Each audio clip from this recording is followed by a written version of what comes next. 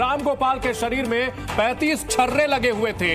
हत्या से पहले उसे तड़पाया गया था, नाखून उखाड़े गए, रामगोपाल को करंट भी लगाया गया। तो जो लोग ये कह रहे थे कि वहां पर झड़प हुई थी और अचानक गोली मार दी, उनके लिए उनके मुंह पर यह पोस्टमार्टम रिपोर्ट तमाचा है, क्योंकि इसमें साफ साफ बताया गया है पहले तड़पाया गया है, हत्या से पहले उसके नाखून उखाड़े गए हैं, उसके शरीर पर 35 छर्रे भी लगे हुए हैं, यानी कि पूरी तैयारी के साथ उसको टॉर्चर किया गया है। और आपको बताते हैं सिलसिलेवार तरीके से रामगोपाल मिश्रा को मारने से पहले तड़पाया गया, हत्या से पहले बर्बरता के एक एक सबूत, पैरों के नाखूनों को खींच करके निकाला गया, लेने से पहले करंट दिया गया, आंख के पास नुकीली चीज से हमला किया गया, शरीर पर गोली के 35 छर्रों के निशान मिले हैं, ज्यादा खून बहने से मौत हो चुकी है। यहां कोई भी ऐसी चीज नहीं छोड़ी गई थी, कोई भी ऐसा रिस्क नहीं लिया गया था कि रामगोपाल मिश्रा जिंदा बच सकता था। शॉक और ब्रेन हैमरेज से उसकी मौत हुई है, सिर पर धारदार हथियार से हमला किया गया है। सवाल यह उठता है कि यह तो आईएसआईएस की तरह,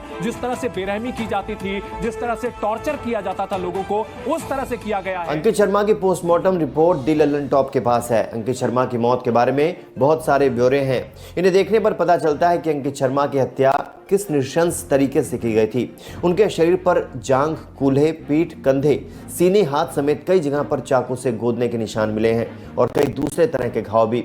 इस पोस्टमार्टम रिपोर्ट में हमें जो मिला वो हम आपको बता रहे हैं। जो कि इस पोस्टमार्टम रिपोर्ट में कहा गया कि अंकित शर्मा की जांघ के पास 4 गुना 1 गुना 7 सेंटीमीटर का किसी धारदार चीज से गोदने का घाव मिला। ये पोस्टमार्टम रिपोर्ट में आया सबसे पहला गोदने का घाव है। इसके बाद पोस्टमार्टम रिपोर्ट में लगातार 11 बार चाकू से गोदने से हुए घाव का जिक्र किया गया।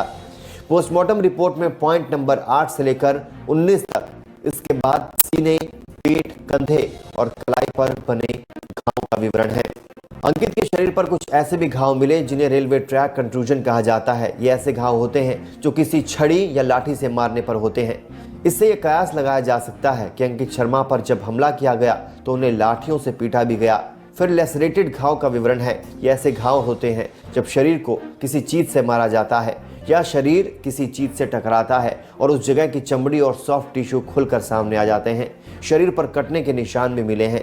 इसके साथ ही एब्रेशन यानी छिलने के निशान भी मिले हैं। कुल 38 घाव इस तरीके के हैं। हमारे साथी सिद्धांत मोहन ने बीएचयू के फोरेंसिक साइंस विभाग के प्रोफेसर मनोज कुमार से बात की।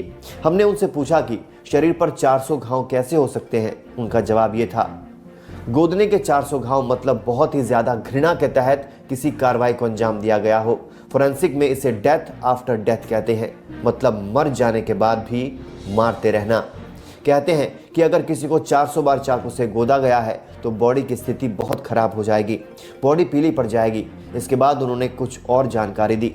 कहा अगर किसी को 400 बार चाकुओं से मारा जाए तो पोस्टमार्टम में घावों की गिनती करना मुश्किल हो जाएगा।